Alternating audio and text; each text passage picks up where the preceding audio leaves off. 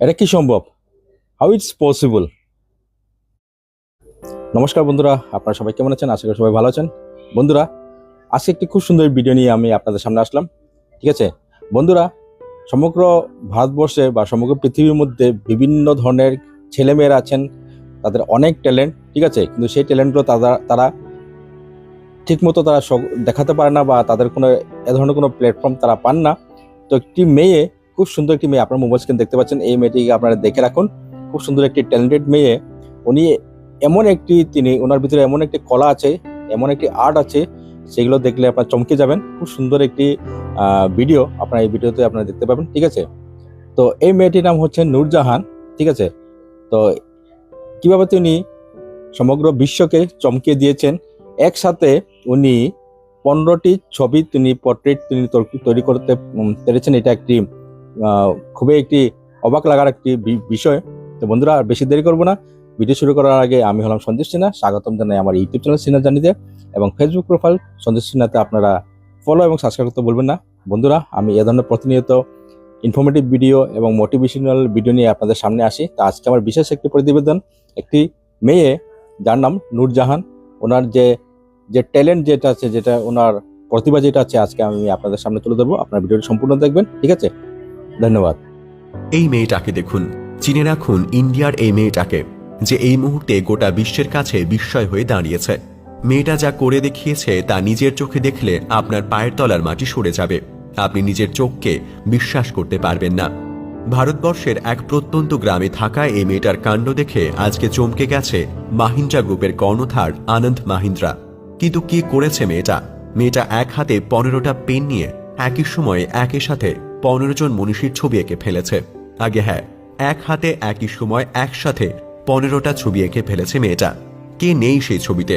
বাঙালি বীর নেতাজি সুভাষচন্দ্র বসু, জাতির জনক গান্ধীজি, হিন্দু সিংহ স্বামী বিবেকানন্দ থেকে শুরু করে ঝাঁসির রানী লক্ষ্মীবাই, শহীদ ভগৎ সিং এবং ভারতীয় সংবিধানের প্রতিষ্ঠাতা B.R. আম্বেদকর সহ 15 জন ভারতীয় মনীষীকে একই হাতে এঁকে ফেলা এই মেয়েটার নাম নূরজাহান।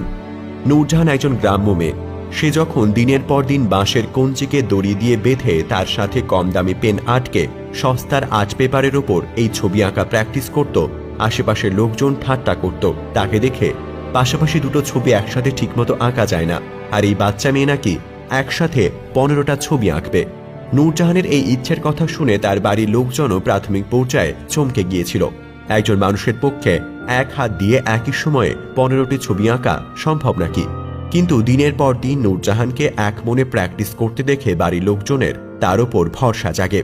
তারা বিশ্বাস করতে শুরু করে নূরজাহান ঠিক একদিন কামাল করে দেখাবে। অবশেষে দিন 15 আগে আসে সেই মহেন্দ্রক্ষণ।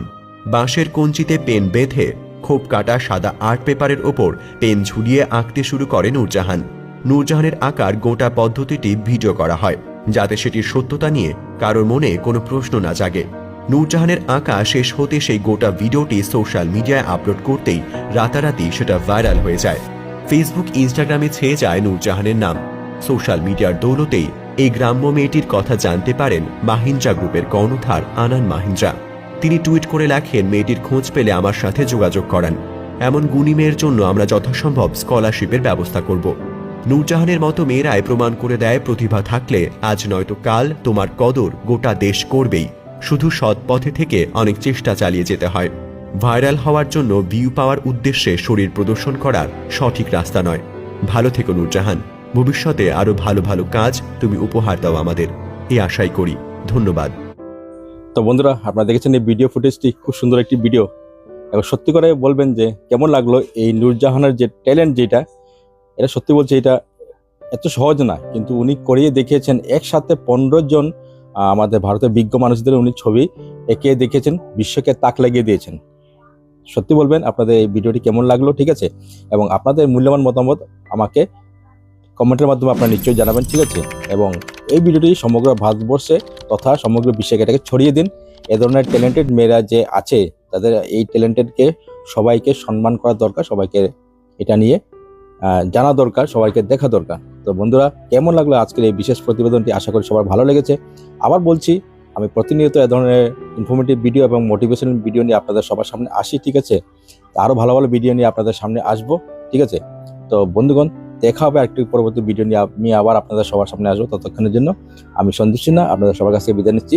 সবাই ভালো থাকবেন, সুস্থ থাকবেন। ধন্যবাদ।